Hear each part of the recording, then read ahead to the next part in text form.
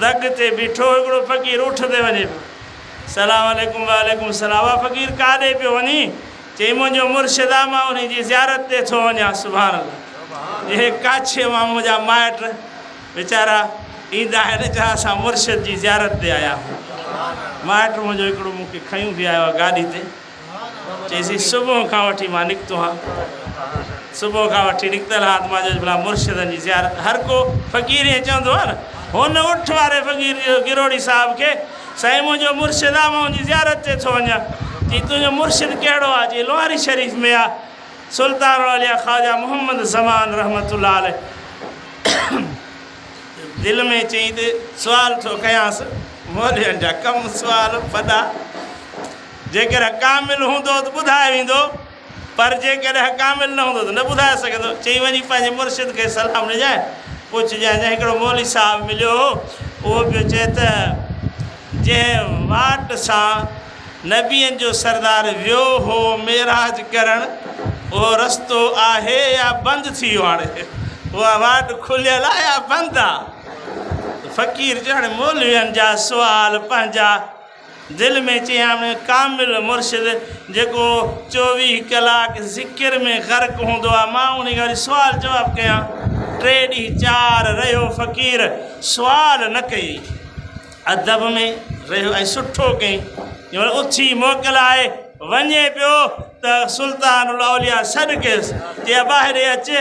हो जेको मौली साहिबु दग ते मिलियो हुई, तोखे चवे पियो वाह सुवाल त ही पंहिंजे मुर्शिद खां जवाबु वठी अचांइ, वञी चइजांइसि असांखे तुंहिंजे सुवाल जी बि ॼाण आहे त जवाबु बि ॼाणूं था। सुभाण अल्लाह। चइजांइसि त बगदाद जे ख़लीफ़े हारून रशीद पंहिंजी महबूब ज़ाल ज़ुबैदा जे महबत में दजले दरिया ते पुल ठहिराई। 3 साल कमु हलियो हो, पुल ठही ही त होॾां पंधु फेरे खां या ॿेड़ी जे सफ़र खां रस्तो ठहिरायां त जीअं मां पंहिंजी कुंवार पंहिंजो महबूब वठी अचां पंहिंजे हवेली में। पोइ जॾहिं ठही तयारु थी ही त सिपाही वेही विया हा, चयो हेॾा केरु न लंघे, पहिरियां बादशाह हारून रशीद लंघंदो ऐं पंहिंजी कुंवार खे शादी करे वठी ईंदो, पोइ सभिनी लाइ खोलींदासीं। सिपाही वेठा थिया, रस्तो ठहियल हो। काफ़ी सालनि खां पोइ शादी थी, बादशाह बगदाद जो वियो, जज वठी पंहिंजी कुंवार वठी आयो। वठी पहुतो त इन ख़ुशी में ऐलान कयईं त सिपाहियो हटो, हाणे इहो मां पंहिंजे महबूब लाइ रस्तो ठहिरायो आहे, हाणे इन जे सदके हेॾां वारा होॾां वारा अचनि वञनि का झल पल कान्हे का। रस्तो चई अलाह पहिरियां ठहिरायो हो, पर दर बंदि कराए छॾियाई, पंहिंजा सिपाही विहारे छॾियाई। जे केरु हेॾे न अचे, मुंहिंजो महबूब ईंदो। पोइ महबूब जो ही कदम रखियो, अलाह जो दरवाज़ा खोले छॾिया। अॼु ताईं उहो रस्तो ठहियो पियो आहे।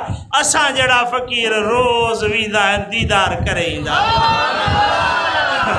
जे पहिरियां दरवाज़ो बंदि हो, पहिरियां बंदि हो, पर महबूब जो कदम घुमाए खोले आयो आहे। अञा ताईं फ़क़ीर वेंदा रहनि था। मुंहिंजा दोस्तो जॾहिं हबीब करीम अलैहिस्सलातु वस्सलाम अलाह जी बारगाह में इहो अर्ज़ु कयईं त मां आजिज़ी खणी आयो आहियां, निवड़त खणी आयो आहियां, त अलाह ताला जल जलालहू अमन वालहू पंहिंजे हबीब खां पुछियो आहे। सुभान अल्लाह।